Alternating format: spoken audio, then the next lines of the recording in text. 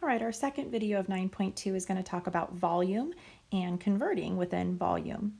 And so in our last video, we talked about area, where area is more of a two-dimensional space inside, area inside.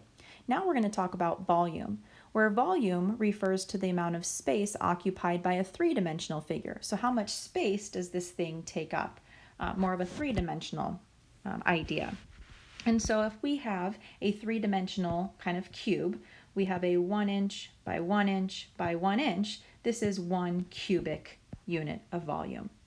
Or if we have 1 centimeter by 1 centimeter by 1 centimeter, this is 1 centimeter cubed worth of volume.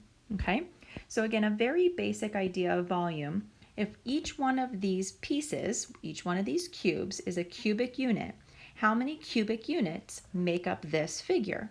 You could count, just like we did in the last video for area. Or most of us know that we can do volume, length, times width, times height. We know that it is 3 cubic units wide. We know that it's 2 cubic units high. And we know that it's 3 cubic units deep. So 3 times 2 would give us a volume of 18 cubic units. That's how much space this solid takes up, volume. Okay? All right, let's talk about capacity. Capacity is a little bit different than volume. Capacity is actually the amount of fluid that a three-dimensional object can hold. So you have volume, which is really the space it takes up, and then capacity, which is really how much fluid can be filled in it.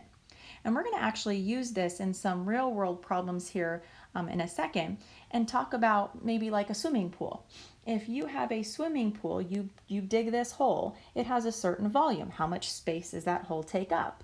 But maybe you want to fill this swimming pool with water and you need to figure out how much water to put in this hole. So volume is a little bit different than capacity, or capacity is more about fluid and how much fluid it can hold.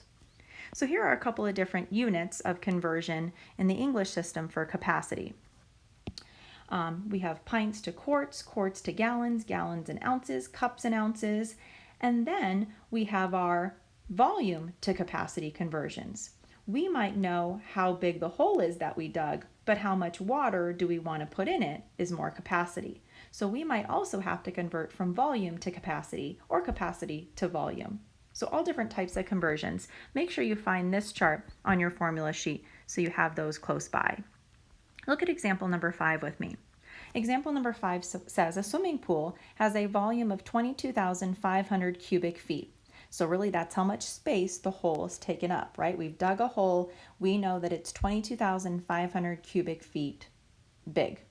How many gallons of water does this pool hold? So we're going from volume to capacity.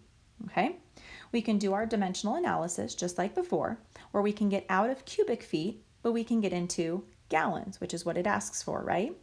And so I know that there is 22,500 cubic feet that I've dug this hole in the ground, and I want to get out of cubic feet and into gallons. Is there a conversion that goes from cubic feet to gallons? Well, yeah, up in this chart, doesn't it say that for every 1 cubic feet, it holds about 7.48 gallons? So I can use those numbers in my unit fraction, and then I can figure out what 22,500 times 7.45 is, and I can say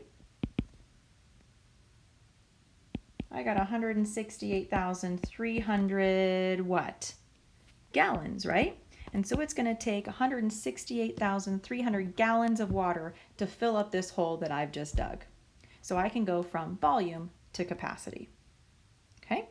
All right. Those are more English system conversions, right? Feet, inches, yards, gallons, quarts, ounces. Those are all English measures. What happens if we go to our metric system? Now, when we're talking about capacity and fluid in the metric system, we don't use meters anymore. Remember, meters were more distance or length. We use the unit liters instead. So we can still use that silly saying, King Henry died drinking chocolate milk, but our unit fraction in the middle, our unit in the middle, our base unit in the middle will be liters instead of meters. So we have King Henry died drinking chocolate milk, and this base unit would be liters instead. So this would be kiloliters, this would be hectoliters, this would be decaliters, this is liters, this is deciliters, centiliters, and milliliters. But we can still convert by moving our decimal, multiplying by 10, dividing by tens, using that saying still. Okay? We might also have to go from volume to capacity in the metric system. Remember, volume was how much space, and remember, capacity is liquid. So we might have to go back and forth, but instead of the English system, the metric system. Let's do example number 6 and use these ideas. In example number 6, it says an aquarium has a volume of 26,000 cubic centimeters. I'm not really sure how big that is because it's in the metric system, but we could convert it to an English system if we needed to. The question, though, is asking how many liters of water does the aquarium hold? So it wants us to go from volume to capacity. We know the volume. We want to know how much fluid it can hold in liters. So, is there a conversion that I can get out of cubic centimeters and into liters right away? Oh, well, I see cubic centimeters into milliliters. Maybe let's start with that. So let's take our cubic centimeters, our 36,000 cubic centimeters, get it out of cubic centimeters and into milliliters.